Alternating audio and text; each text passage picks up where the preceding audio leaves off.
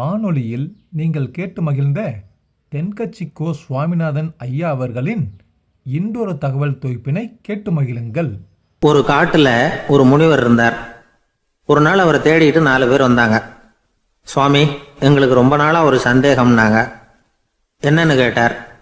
இந்த உலகத்தில் எவ்வளவோ காரியங்கள் நடக்குது, எது நியாயம் எது அநியாயம் அப்படின்னு புரிஞ்சிக்க முடியலன்னாங்க. அது யாராலையும் புரிஞ்சிக்க முடியாதுன்னார் முனிவர். வந்தவங்களுக்கு ஆச்சரியமாக போச்சு, ஒரு மாதிரியாக பார்த்தாங்க. இதை முனிவர் கவனிச்சார். சரி, புறப்படுங்க என்னோடன்னார். எங்கன்னு கேட்டாங்க.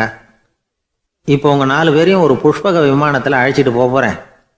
இந்த உலகத்தில் சர்வசாதாரணமாக நடக்கக்கூடிய ஒரு காட்சியை உங்களுக்கு காட்ட போகிறேன். நீங்கள் பார்க்க போகிற அந்த காட்சி நியாயமா அநியாயமா அப்படிங்கிறத என்கிட்ட சொல்லணும்.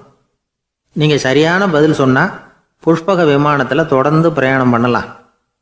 தவறான பதில் சொன்னால் இந்த புஷ்பக விமானம் உங்களை கீழே தள்ளி விட்டுரும் அப்படின்னார். 4 பேருக்கும் பயந்தான். இருந்தாலும் முனிவர் கூப்பிடுறாரு அப்படின்னு சொல்லி புறப்பட்டாங்க. அவங்க எல்லாரும் புறப்பட்டு ஒரு காட்டு வழியாக போய்கிட்டு இருக்கிறாங்க.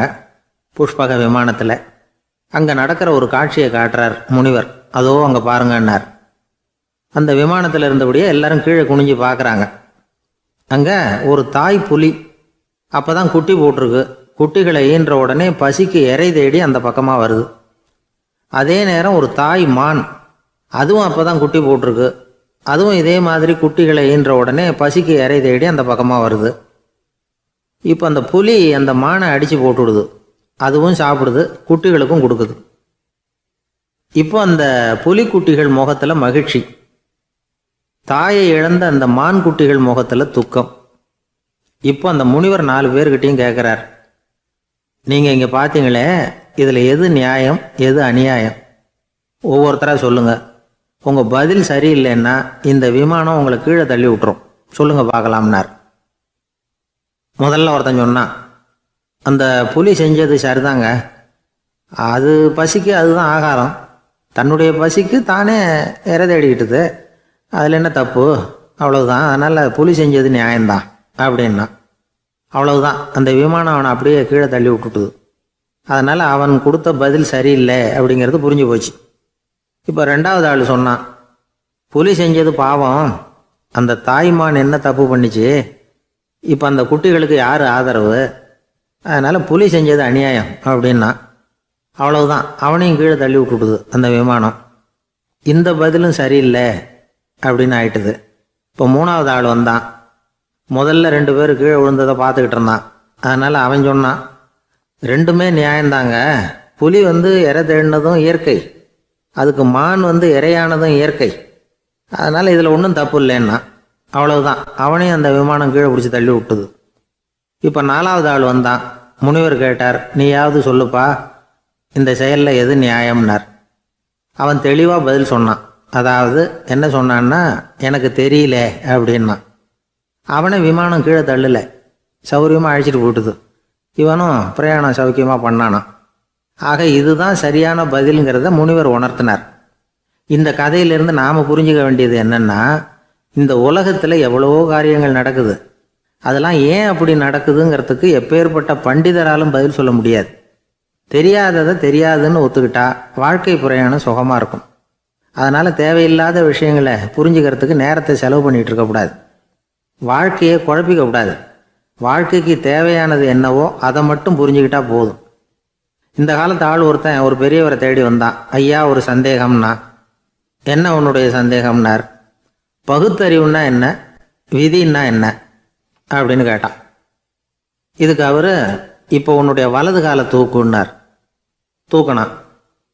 சரி, இப்போ உன்னுடைய வலது காலை கீழே இறக்காம உன்னுடைய இடது காலையும் தூக்குன்னார். தூக்கினான். பொத்துன்னு கீழே விழுந்துட்டான். பெரியவர் சொன்னார், உன்னால் ஒரு காலை தூக்க முடிஞ்சுது, அதுதான் பகுத்தறிவு. 2 கால்களையும் ஒரே சமயத்தில் தூக்குனா அடிபடும், அப்படிங்கிறது தான் விதி அப்படின்னு விளக்கம் கொடுத்தார். இவன் தன்னுடைய விதியை நொந்துக்கிட்டே இடுப்பை பிடிச்சிக்கிட்டு அங்கேருந்து நடந்து போயிட்டானான். ஒரு ஊரில் ஒரு மன்னன் இருந்தான், கொடுங்கோல் மன்னன். நிறைய தொந்தரவு பண்ணிக்கிட்டு இருந்தான். அவன் ஒரு தடவை என்ன பண்ணான் தெரியுமா? ஒரு தப்பும் பண்ணாத ஒரு இளைஞனை பிடிச்சி ஜெயிலில் அடைச்சுட்டான். அந்த பையனோட சொந்தக்காரங்கள்லாம் ராஜா கிட்ட போனாங்க. அவன் ஒரு தவறும் பண்ணலை, அவனை விடுதலை பண்ணுங்க அப்படின்னு கெஞ்சி கேட்டுக்கிட்டாங்க. மன்னன் வந்து யோசனை பண்ணான். அந்த இளைஞனை கூப்பிட்டுக்கிட்டு வர சொன்னான். அவனை கொண்டாந்து ராஜா முன்னாடி நிறுத்தினாங்க. இதை பாருப்பா, உன்னை நான் விடுதலை பண்ணுவேன், ஆனால் ஒரு கண்டிஷன். அந்த நிபந்தனையை நீ நிறைவேற்றினா உனக்கு விடுதலை அப்படின்னா மன்னன். சரின்னு ஒத்துக்கிட்டான் பையன். மன்னன் வந்து கண்டிஷன் என்னங்கிறத சொன்னான். உங்ககிட்ட ஒரு செம்மறி ஆட்டை கொடுக்க போகிறேன். 1 மாதத்துக்கு அதுக்கு தேவையான தீனியையும் கொடுக்க போகிறேன். 1 மாதம் கழித்து அந்த ஆட்டை வந்து எடை போட்டு பார்ப்பேன். அந்த ஆட்டின் எடை கொஞ்சம் கூட கூடி இருக்கக்கூடாது. எடை கூடி இருந்தால் உனக்கு விடுதலை கிடையாது. என்ன சொல்கிற அப்படின்னா. பையனுக்கு ஒன்றும் புரியல, பயமாக போயிட்டுது. குழம்பிக்கிட்டே நின்றுக்கிட்டு இருக்கிறான். சரி, 1 நாள் டைம் தரேன், நல்லா யோசனை பண்ணி பார்த்துட்டு நாளைக்கு உன் முடிவை சொல்லு அப்படின்னா மன்னன். பையன் கவலையோடு வெளியில் வந்தான். அங்கே ஒரு பெரியவர் நின்றுக்கிட்டு இருந்தார். அவர்கிட்ட விஷயத்தை சொன்னான். அந்த பெரியவர் இந்த பையனுக்கு காதோட காதாக ஒரு வழியை சொல்லி கொடுத்தார். அதை கேட்டதும் பையன் மறுபடியும் மன்னன் முன்னாடி வந்து நின்னா. உங்கள் நிபந்தனையை ஏற்றுக்கிறேன்னு சொன்னான். மன்னன் வந்து ஒரு ஆட்டுக்குட்டியையும் அதுக்கு 1 மாதத்துக்கு தேவைப்படுற தீவனத்தையும் கொடுக்கும்படியாக உத்தரவு போட்டான். கொடுத்தாங்க. ஓடிட்டு போயிட்டான். 1 மாதம் தினமும் தவறாமல் அந்த தீவனத்தை ஆட்டுக்குட்டிக்கு போட்டுக்கிட்டு இருக்கிறான். 1 மாதம் கழித்து அந்த ஆட்டை வந்து அரண்மனைக்கு ஓட்டிகிட்டு போனான்.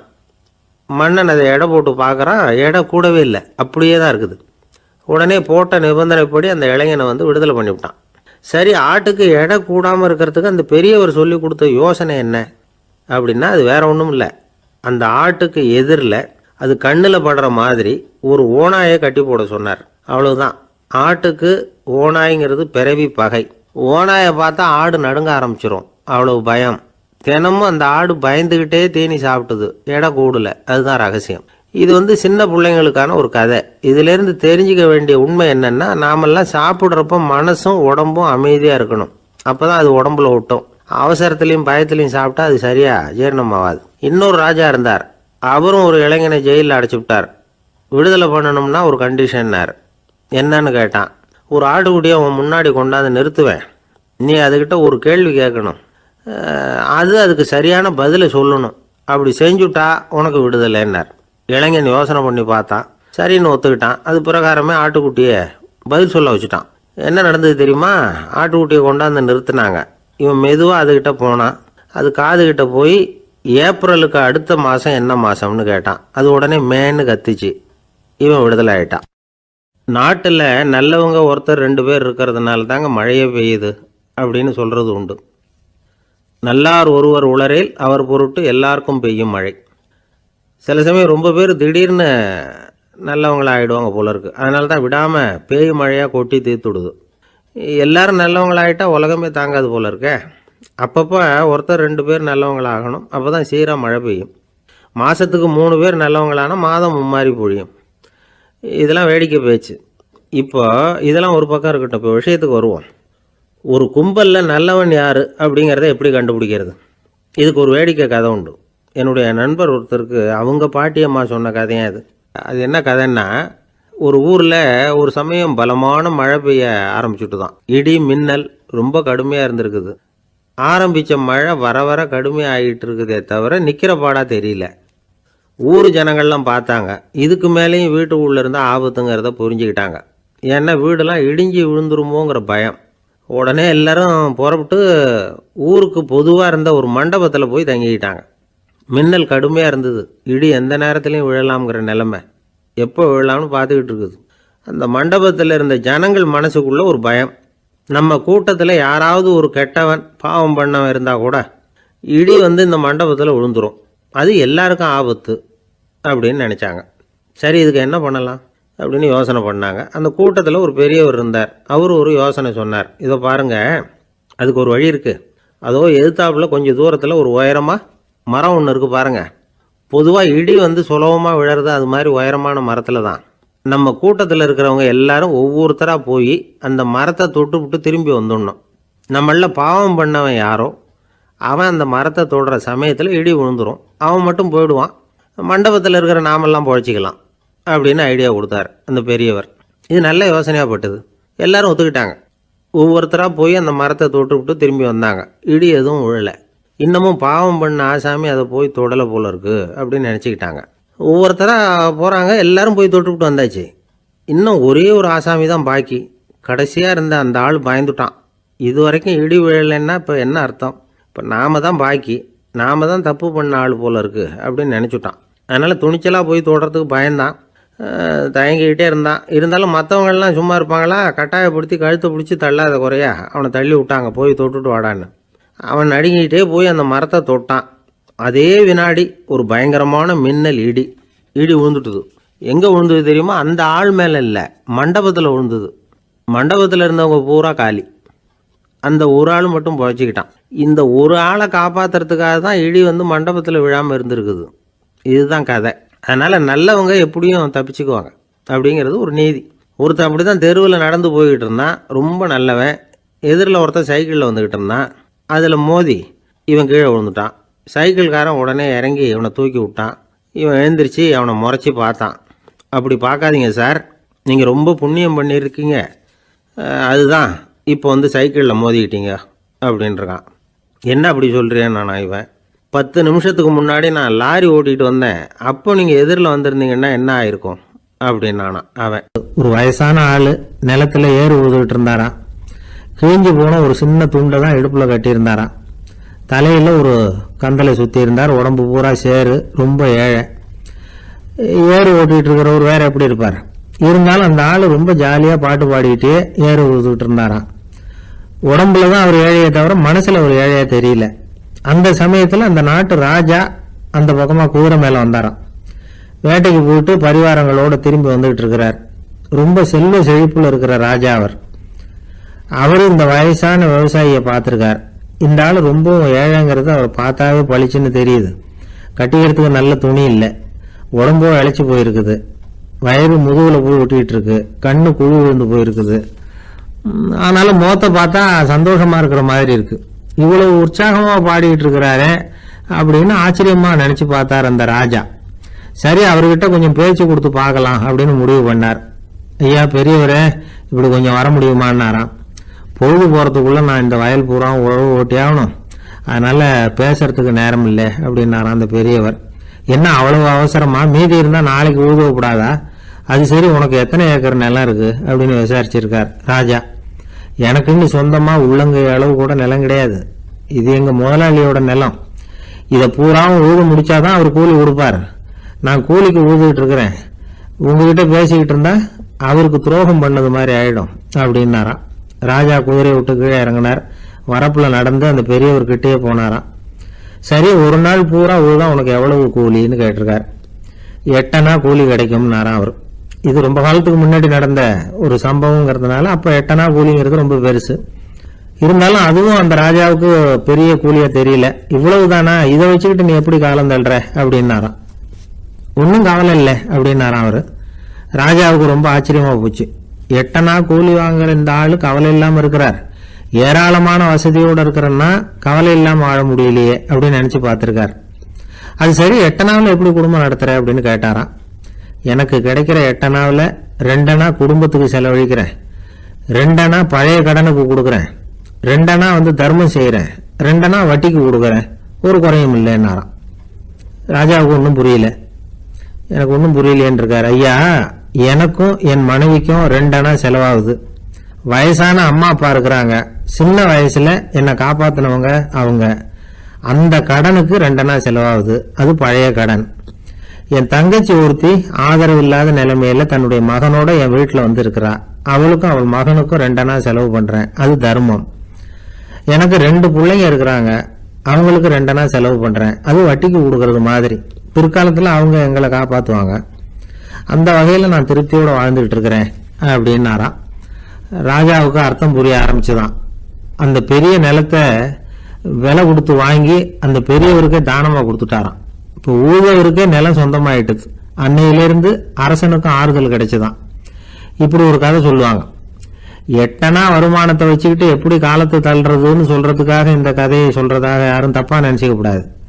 கிடைக்கிறத எப்படி பங்கு போடுறார், எப்படி திருப்தியா வாழறார் அப்படிங்கிறது தான் முக்கியம். அது மாதிரி இன்றைக்கு இந்த பொங்கல் திருநாள்ல உழவர்கள் மனசு மகிழ்ச்சியா இருந்ததுன்னா அது எல்லாரும் மகிழ்ச்சியா இருக்கிறது மாதிரி அர்த்தம். அதனால அவர்கள்ட்ட இருந்து நாம வந்து பாடம் கத்துக்கணும். சில உழவர்கள் வந்து தங்கள் நிலத்துல விளையறத தாங்கள் சாப்பிட மாட்டாங்க, அடுத்தவங்கள்ட்ட வித்துட்டு சந்தையில போய் வேற அரிசி வாங்கிட்டு வந்து தான் இவங்க சாப்பிடுவாங்க. அப்படிப்பட்ட விவசாயிகள்லாம் இது உண்டு. பங்கிடுகிற பண்பை உழவர்கள்ட்ட இருந்து கற்றுக்கொள்ளுங்கள் அப்படிம்பாங்க. ஒரு ஆள் நிம்மதியாக மகிழ்ச்சியாக இருந்தானா, உங்கள் நிம்மதிக்கும் மகிழ்ச்சிக்கும் என்ன காரணம்னு கேட்டிருக்காரு இன்னொருத்தர். என்கிட்ட இருந்தது பூராவையும் என் பிள்ளைங்களுக்கு சமமாக பங்கு போட்டு கொடுத்துட்டேன், எனக்குன்னு எதுவுமே வச்சுக்கல, அதுதான் நிம்மதிக்கு காரணம்னு இருக்கான். உங்ககிட்ட இருந்தது எவ்வளவு இருந்தது அப்படின்னு கேட்டிருக்காரு அவர். மொத்தமாக ஒரு 50,000 ரூபா இருக்கும் அப்படின்னு இருக்கான். அவ்வளவும் பணமாகவே இருந்ததா அப்படின்னு கேட்டிருக்காங்க அவங்க. இல்லைங்க, அவ்வளவும் கடன், அதை தான் பிரித்து கொடுத்துருக்கேன் பிள்ளைங்க கிட்ட அப்படின்னு நானும். அவன் ஒரு பெரிய அரசன், இந்த உலகம் பூராவையும் ஆண்டுகிட்டு இருந்தான். ரொம்ப காலம் அப்படி அரசாட்சி பண்ணிக்கிட்டு இருந்தான். திடீர்னு அவனுக்கும் சில எதிரிகள் முளைச்சாங்க.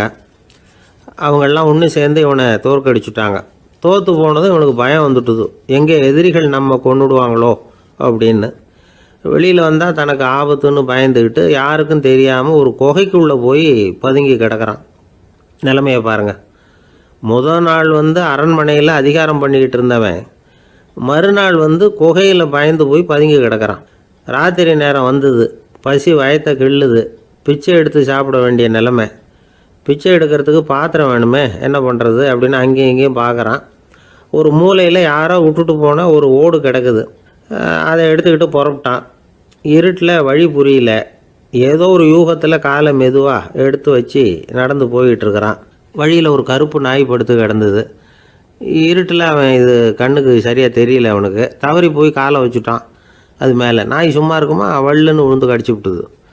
காலை பார்க்குறான், காலத்தையும் நினச்சி பார்க்குறான். அரண்மனையில் வீரக்கழல் அணிந்த காலை உடைய மன்னா அப்படின்னு புகழ்வாங்களே புலவர்கள்லாம். ஆனால் அது இன்றைக்கி நாய் கடித்த காலம் ஆகிட்டுதே அப்படின்னு நினைக்கிறான். அது மட்டும் இல்லை, முன்னாடியெல்லாம் பொற்கிண்ணங்களில் தான் அவன் சாப்பிடுவான். ஆனால் இப்போது உடஞ்சி போன ஓட்டு, அது ஓட்டை கையில் வச்சுக்கிட்டு நிற்கிறான். அதில் யாராவது சாப்பாடு போடுவாங்களான்னு. முன்னாடியெல்லாம் நிறைய பேர் அரண்மனைக்கு வருவாங்க. அரசருக்கு காணிக்கைன்னு சொல்லி இவன் காலடியில் கொண்டாந்து கொட்டுவாங்க. அப்போலாம் இவன் அந்த ஜனங்களுடைய முகத்தை திரும்பி கூட பார்க்குறதில்ல, ரொம்ப கர்வமாக உட்காந்துருப்பான். அதே ஆள் இன்றைக்கி எல்லார் கண்ணுலேயும் படுறது மாதிரி பிச்சை எடுத்துக்கிட்டு இருக்கிறான். அப்போலாம் காணிக்கைகளை தன்னுடைய கையால் வாங்கிறது தனக்கு கௌரவ குறைச்சல்னு நினச்சி தன்னுடைய வேலைக்காரங்களை விட்டு தான் அதை வாங்க சொல்லுவான். இப்போ பார்த்திங்கன்னா அவனே தன் கையாலேயே பிச்சை வாங்குறான். நினச்சி பாருங்கள், அந்த மனுஷன் நாள் அரசன், மறுநாள் பிச்சைக்காரன். எவ்வளோ வித்தியாசம்! செல்வம் தான் இப்படி ஒரு வித்தியாசம் ஏற்படுறதுக்கு காரணம். அப்படிப்பட்ட செல்வம் வாழ்க்கையை நடத்துறதுக்கு நமக்கு தேவை தான். ஆனால் அதையே நாம் அடைய வேண்டிய பயனாக நினைக்கிறோம் பாருங்கள், அதுதான் வேடிக்கை. இதை நம்மாழ்வார் அழகாக ஒரு பாசுரத்தில் சொல்கிறார். ஒரு நாயகமாய் ஓட உலகுடன் ஆண்டவர், கருணாய் கவர்ந்த காலர், சிதைகிய பானையர், பெருநாடு காண இம்மையிலே பிச்சைதாம் கொள்வர், திருநாரணன் தாழ் காலம் பெற சிந்தித்து உய்மினோ அப்படிங்கிறார் நம்மாழ்வார். ஒரு பெரிய பணக்காரர் ஒரு துறவிகிட்ட போய், சாமி என்கிட்ட நிறைய பணம் இருக்குது, இருந்தாலும் நிம்மதி இல்லை, என்னால் நிம்மதியாக இருக்க முடியல, என்ன காரணம்னு கேட்டாராம். உடனே அந்த துறவி இதுக்கு நேரடியாக பதில் சொல்லாமல் பக்கத்தில் நின்றுக்கிட்டு இருந்த ஒரு குழந்தைய கூப்பிட்டார். அது ஓடியாந்தது. ஒரு ஆப்பிள் பழத்தை எடுத்து அது கையில் கொடுத்தார். அதை வாங்கிக்கிட்டு குழந்தை சிரிச்சுது. இன்னொரு பழத்தை எடுத்து கொடுத்தார். அதை இன்னொரு கையில் வாங்கிட்டு சிரிச்சுது. மூணாவது ஆப்பிள் எடுத்து கொடுத்தார். 2 பழத்தையும் நெஞ்சில் அணைச்சிக்கிட்டு 3ஆவது பழத்தையும் வாங்கிறதுக்கு முயற்சி பண்ணிச்சு. ஆனால் அது உடனே நழுவி கீழே விழுந்து உருண்டு ஓடிச்சு. ஏற்கனவே இருந்ததும் விழுந்துட்டுது. இப்போ அந்த குழந்தை அழ ஆரம்பிச்சுட்டுது. இப்போ அந்த துறவி பணக்காரர்கிட்ட சொன்னாராம், குழந்தைய கவனிச்சியா, 2 ஆப்பிள் போதும்னு அது நினச்சிருந்தா இப்போ அது அழ வேண்டிய அவசியம் வந்திருக்குமா அப்படின்னாராம். எதுவுமே அளவுக்கு மிஞ்சினா துன்பந்தான். இந்த காலத்தில் இதெல்லாம் யார் காதில் வாங்குறாங்க? ஒருத்தனை நல்ல வழிக்கு கொண்டு வரணும்னு நினச்சி அவனை கூப்பிட்டு உட்கார வச்சு இந்த கதையை சொல்லிகிட்டு இருந்தாங்க. சொல்லிவிட்டு அந்த குழந்தை செஞ்சது தப்பு தானே அப்படின்னு கேட்டிருக்கிறாங்க. ஆமாம், தப்பு தான், நானாக இருந்தால் அப்படி செஞ்சுருக்க மாட்டேன் நானா இவன். 2 பழமே போதும்னு சொல்லியிருப்பியா அப்படின்னு கேட்டிருக்காங்க. அப்படி இல்லைங்க, அவர் கொடுக்க கொடுக்க ஒவ்வொரு பழமாக வாங்கி பின்னாடி வச்சுட்டு மறுபடியும் கையை நீட்டுவேன் அப்படிங்கிறானா. இவெல்லாம் எந்த காலத்தில் திருந்துறது? ஒரு நாள் ஒரு 10-15 பள்ளிக்கூடத்து பிள்ளைங்க தேடிட்டு வந்தாங்க. உங்களை பார்த்துட்டு தான் போகணும், அதுக்காக தான் வந்திருக்கோம்னாங்க. என்ன விஷயம்னு கேட்டோம். நாங்கள்லாம் கூடி ஒரு முடிவு பண்ணியிருக்கிறோம், அதை உங்கள்கிட்ட சொல்லணும் அப்படின்னாங்க. அதுவும் ஒரு வாண்டு பையன் அதை சொன்னான். என்ன முடிவு அது அப்படின்னு கேட்டோம் ரொம்ப ஆர்வமாக. அதை இப்போ சொல்ல மாட்டோம். எங்களுக்கு பிடிக்கிற மாதிரி ஏதாவது ஒரு தகவல் சொன்னால் அதுக்கப்புறம் நாங்கள் அதை சொல்கிறோம் அப்படின்னு அந்த வாண்டு பையன். சரி, சின்ன பையன்கிட்ட இன்றைக்கி வசமாக மாட்டிக்கிட்டோம் அப்படின்னு நினச்சிக்கிட்டு அவங்களுக்கு தகுந்த மாதிரி ஒரு கதை சொல்ல ஆரம்பித்தோம். அது என்ன கதைன்னா, ஒரு பெரிய காடு, அதில் பலவிதமான மிருகங்கள். அந்த காட்டுக்கு ஒரு சிங்கம்தான் ராஜா. எப்பவும் காட்டுக்கு அது தானே ராஜா. ஒரு பெரிய யானைக்கு இது பொறுக்கலை. என்ன இது, எப்போ பார்த்தாலும் இங்கே சிங்கத்துக்கே ராஜா பதவி கிடைக்கிது, நான்லாம் எவ்வளவு பலசாலியாக இருக்கிறேன், அப்படி இருந்தும் எனக்கு அந்த பதவி கிடைக்கலையே அப்படின்னு தனக்குள்ளே பொறுமிக்கிட்டே இருந்தது. ராஜா பதவியை நினச்சி ரொம்ப ஏக்கம், அதுக்கு பதவி மோகம். இந்த சமயம் பார்த்து ஒரு குள்ள நெறி கூட்டம் அதை தேடிட்டு வந்தது. ஐயா பெரியவங்களே, நீங்கள் இந்த காட்டுக்கு ராஜாவாக இருக்க ஆசைப்படுறீங்க, அதில் ஒன்றும் தப்பு இல்லை. ஆனால் அதுக்கு முன்னாடி நீங்கள் எங்கள் கூட்டத்துக்கு கொஞ்ச நாள் தலைவராக இருங்க, அதாவது ராஜாவாக இருங்களேன், உங்களுக்கும் ஒரு ட்ரைனிங் கிடைச்சது மாதிரி இருக்கும் அப்படின்னு சொல்லியிருக்குது இந்த கூட்டம், குள்ள நெறி கூட்டம். இதை கேட்ட உடனே யானைக்கு ரொம்ப சந்தோஷம் தாங்கலை. அதுதான் எப்போன்னு பதவிக்காக காத்துக்கிட்டு இருக்குதே. இருந்தாலும் கொஞ்சம் பிகுவோட, சரி நீங்கள்லாம் இவ்வளோ தூரம் என்னை தேடிட்டு வந்து கேட்குறதுனால மறுக்க முடியல அப்படின்னு ரொம்ப ஏதோ அவளுக்கு சிரமப்பட்டு ஒத்துக்கிறது மாதிரி ஒத்துக்கிட்டது. ஏதோ உங்கள் ஆசைக்கு கட்டுப்படுறேன், கொஞ்ச நாள் உங்கள் கூட்டத்துக்கு ராஜாவாக இருக்கிறதுக்கு சம்மதிக்கிறேன் அப்படின்னுது. உடனே அந்த யானை ராஜ நட போட ஆரம்பிச்சிட்டுது. யானை சாதாரணமாக நடந்தாவே எப்படி இருக்குங்கிறது நமக்கு தெரியும். அதுவே ராஜ நடந்தால் எப்படி இருக்கும் கற்பனை பண்ணி பாருங்கள். யானை முன்னாடி கம்பீரமாக போய்கிட்டு இருக்குது, தலைவர் இல்லையா, அதனால் குள்ள நரிகள்லாம் ரொம்ப அடக்கமாக அது பின்னாடி அணிவகுத்து போயிட்டுருக்குது. ராஜா வாழ்க, மன்னர் வாழ்க அப்படின்னு கோஷம் வேறு. யானைக்கு தலைகால் புரியல, அவ்வளவு சந்தோஷம். அந்த யானைக்கு செருக்கு, ஆணவம் எல்லாம் ஏற்பட்டு போச்சு. அதுக்கப்புறம் அது தரையை பார்க்குமா, நிமிர்ந்து நடக்க ஆரம்பிச்சுட்டுது. தரையை பார்க்குறதே இல்லை. அப்படி போயிட்டுருக்கிறப்போ ஒரு சதுப்பு நிலத்தில் திடீர்னு காலை வச்சுட்டுது. அவ்வளோதான், கால் உள்ளே போட்டுது. இன்னொரு காலை எடுத்து வச்சுது, அதுவும் உள்ளே போட்டுது. அந்த 2 காலையும் எடுக்கிறதுக்காக அடுத்த 2 காலையும் அழுத்திச்சு, அதுவும் உள்ளே போக ஆரம்பிச்சுட்டுது. இப்போ 4 காலம் வசமாக சேத்துல அழுந்தி போச்சு, எடுக்க முடியல. குள்ள நரிகள்லாம் அதை சுற்றி வந்தது. சிலது சுற்றி நின்று டான்ஸ் ஆட ஆரம்பிச்சுட்டுது யானையை பார்த்துட்டு. இதை யானை பார்த்தது. என்ன இது தலைவர், நான் தவிச்சிக்கிட்டு இருக்கிறேன், தொண்டர்கள்லாம் சுற்றி நின்று வேடிக்கை பார்த்துக்கிட்டு இருக்கிறீங்க, டான்ஸ் ஆடுறீங்க அப்படின்னு கேட்டு தான். தொண்டர்களே, தலைவர் நான் தவிச்சிக்கிட்டு இருக்கிறது உங்களுக்கு தெரியலையா? இப்போ உடனே உங்கள் தலைவரை காப்பாற்ற வேண்டியது உங்கள் கடமை இல்லையா அப்படின்னு கத்துச்சான் அந்த யானை. குள்ள நரிகளில் ஒன்று முன்னாடி நின்று அந்த யானையை பார்த்து தான், தலைவரே எங்களுக்கு ரொம்ப நாளாக ஒரு ஆசை, அந்த ஆசையை நிறைவேற்றிக்கிறதுக்காக தான் உங்களை எங்கள் தலைவராக ஏற்றுக்கிறோம்னு சொன்னோம் அப்படின்னு தான். என்ன ஆசைன்னு கேட்டிருக்கு யானை. யானை கறி சாப்பிட்டு பார்க்கணுங்கிறது எங்களுக்கு ரொம்ப நாளாக ஆசை, அது இன்றைக்கி தான் நிறைவேற போகுது அப்படின்னு தான் அந்த நரி. இதை கேட்ட உடனே அந்த யானை அப்படியே மூர்ச்சி ஆகிட்டு தான். நரிகள்லாம் அது மேலே ஏறி குதற ஆரம்பிச்சுட்டு தான். பதவி மேலே இருந்த பேராசை அந்த பலசாலியான யானையையே மாட்டி விட்டுட்டுது பார்த்தீங்களா அப்படின்னு சொல்லி முடித்தோம் இந்த கதையை அந்த சின்ன பிள்ளைங்கக்கிட்ட. சரிங்க, இப்போ நாங்கள் உங்களை தேடி வந்த விஷயம் என்னங்கிறத சொல்லவா அப்படின்னா ஒரு வாண்டு பையன். சீக்கிரம் சொல்லு தம்பி, சஸ்பென்ஸ் தாங்கலை அப்படின்னோம். அவன் மெதுவாக எங்களை பார்த்து சொல்கிறான், எங்களுக்கு கொஞ்ச நாள் நீங்கள் தலைவராக இருந்தால் தேவலை அப்படின்னா. ஒரு ஊரில் ஒரு குரு இருந்தார், ஜென் குரு. அவரை தேடிட்டு ஒரு மன்னர் வந்தார். வந்தவர் ஜப்பான் மன்னர். தோட்டக்கலையை பற்றி தெரிஞ்சுட்டு போகிறதுக்காக அவர் வந்தார். எப்படி தோட்டம் அமைக்கிறது அப்படிங்கிறத பற்றி அந்த குரு விவரமாக சொல்லி கொடுத்தாரு. 1 நாள் 2 நாள் இல்லை, 3 வருஷம் கற்றுக் கொடுத்தார். அதுக்கப்புறம் சொன்னார், நான் கற்றுக் கொடுத்துட்டேன், இனிமேல் நீங்கள் போகலாம், போய் தோட்டம் அமைக்கலாம், அதுதான் உங்களுக்கு பரிசை. தோட்டம் அமைச்ச பிறகு சொல்லி அனுப்புங்க, நான் வந்து பார்க்குறேன். நீங்கள் இங்கே என்னவெல்லாம் கற்றுக்கிட்டீங்களோ அதையெல்லாம் அங்கே செயல்முறையில் செஞ்சு காட்டுங்க அப்படின்னு சொல்லி அனுப்பி வச்சார். மன்னர் போனார். அரண்மனைக்கு பக்கத்திலேயே ஒரு பெரிய தோட்டத்தை உண்டு பண்ணினார். அழகான மரங்களையும் செடிகளையும் உருவாக்கினார். கிட்டத்தட்ட 1000 தோட்டக்காரர்களை பயன்படுத்தி 3 வருஷங்கள் முயற்சி பண்ணி அந்த அழகான தோட்டத்தை உருவாக்கினார். குருக்கிட்ட இருந்து செய்தி வந்தது, நாளைக்கு வந்து தோட்டத்தை பார்க்குறேன் அப்படின்னு. மன்னர் உடனே சுறுசுறுப்பாயிட்டார். முதல் நாளே தோட்டத்தை சுத்தப்படுத்தினார். ராத்திரி பூரா யாரும் தூங்கலை. எல்லாருக்கும் தோட்டத்தை ஒழுங்குபடுத்துகிற வேலை. அது அந்தந்த இடத்துல ஒழுங்காக இருக்குதா அப்படின்னு சரி பார்த்தாங்க. ஒரு தவறும் இல்லாத வகையில் அதை ஒழுங்குபடுத்தினாங்க. மறுநாள் குரு வந்தார், தோட்டத்தை பார்த்தார். அவருக்கு கோபம் வந்துட்டுது. மன்னருக்கு ஆச்சரியம், எப்பவும் சிரிச்சுக்கிட்டே இருக்கிறவர் இப்போ இப்படி இருக்கிறாரே அப்படின்னு. மெதுவாக குரு கிட்ட போய் எல்லாம் சரியாக தானே இருக்குது அப்படின்னார். எல்லாம் சரிதான், ஆனாலும் எங்கே அந்த பொன்னிற காற்று அப்படின்னார். உதிர்ந்த இலைகள், பொன் மஞ்சள் நிற இலைகள் காற்றில் அப்படி புரண்டு ஓடுவதை நான் பார்க்க முடியவில்லையே அப்படின்னாராம்.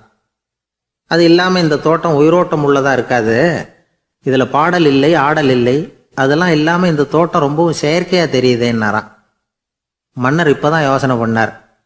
கீழே கிடந்த காஞ்சி போன இலைகள் மட்டும் இல்லை, மரத்தில் இருந்த காஞ்சி போன இலைகளையும் அப்புறப்படுத்தி சுத்தமாக வச்சிருக்கிறார். இறப்பும் வாழ்க்கையினுடைய ஒரு பகுதி தான். மரணம்ங்கிறது வாழ்க்கைக்கு எதிரானது அல்ல, அதை நிரப்பும் ஒரு பகுதி தான் அது. மரணம் இல்லையில் வாழ்க்கையே இல்லை அப்படிங்கிறது பெரியவங்க கருத்து. இப்போ அந்த தோட்டம் அழகாக தான் இருக்குது, இருந்தாலும் அது ஒரு ஓவியம் மாதிரி உயிர் இல்லாமல் இருக்கு. குரு ஒரு வாளியை கையில் எடுத்துக்கிட்டார், தோட்டத்தை விட்டு வெளியில் போனார். ஏற்கனவே வீசி எறிந்த அந்த சருகுகளை எல்லாம் அள்ளி கொண்டுகிட்டு வந்தார். உள்ள எல்லா இடங்கள்லையும் அதை வீசினார். உடனே காற்று அந்த காய்ந்த சருகுகளையும் பழுத்த இலைகளையும் அசைக்க ஆரம்பிச்சுட்டுது. இப்போ அங்கே சலசல சத்தம், சங்கீதம், இலைகளின் நடனம், ஓவியம் மாதிரி இருந்த அந்த தோட்டத்துக்கு இப்போ உயிர் வந்துட்டுது. இதுதான் அந்த பொன்னான காற்று அப்படின்னாராம் குரு. மன்னருக்கு புரிஞ்சுது. மிகப்பெரிய ஜென் கேள்வி ஒன்று உண்டு. உம்மான் அப்படிங்கிற ஒரு பெரிய குருவை பார்த்து துறவி ஒருத்தர் கேட்டாராம், இலைகள் எல்லாம் கீழே விழுந்து மரங்கள் மொட்டையாக இருக்கும் பொழுது என்ன நடக்கும்? இதுதான் கேள்வி. இதுக்கு உம்மான் சொன்ன பதில் பொன்னான காற்று, தி கோல்டன் விண்ட் அப்படின்னாராம். இதுக்கு என்ன விளக்கம்னா, உன்னுடைய எண்ணங்கள் எல்லாம் உன்னுடைய மனசிலிருந்து கீழே விழுந்து உனது உள்ளுணர்வானது மொட்டையாக நிற்கும் நிலைதான் அது. உனது வேர்களின் அருகில் காற்று வீசுகிறது. எல்லா எண்ணங்களும் உன்னிலிருந்து வெகு தூரத்துக்கு புரண்டு கொண்டே சென்று விடுகிறது. நீ அவற்றை கடந்து விட்டால் நீ அவைகளுக்கெல்லாம் மேலெழுந்து கீழே பார்ப்பவனைப் போல நிற்க ஆரம்பித்து விடுவாய். அதுதான் தியானம் என்பது அப்படின்னு சொல்றாங்க. தியானம்ங்கிறது எண்ணத்துக்கு எதிரானதில்லை, தியானம்ங்கிறது எண்ணங்களை கடந்து செல்வது தான். அதுக்கப்புறம் நாம் பொன்னிற காற்றில் ஆட ஆரம்பிச்சிருவோம். இதுதான் பெரியவர்கள் சொல்றது. என்கிட்ட ஒருத்தர் தோட்டம் அமைக்கணும்னு யோசனை கேட்டு வந்தார். எல்லாம் சொல்லி கொடுத்தேன். செடிகள்லாம் செழிப்பாக வளரணும்னா வேர் காயாமல் பார்த்துக்குங்க, தினமும் தண்ணி விடுங்க அப்படின்னு சொல்லி அனுப்பி வச்சேன். ஒரு மாதம் கழிச்சு ஒரு தோட்டத்தை பார்க்கறதுக்காக போனேன். போய் பார்த்தா எல்லா செடியும் வாடி கிடக்குது. என்னங்க இப்படி பண்ணிவிட்டீங்கன்னு. நீங்கள் சொன்னபடி தான் செஞ்சேன்னார். என்ன செஞ்சீங்கன்னு கேட்டேன்.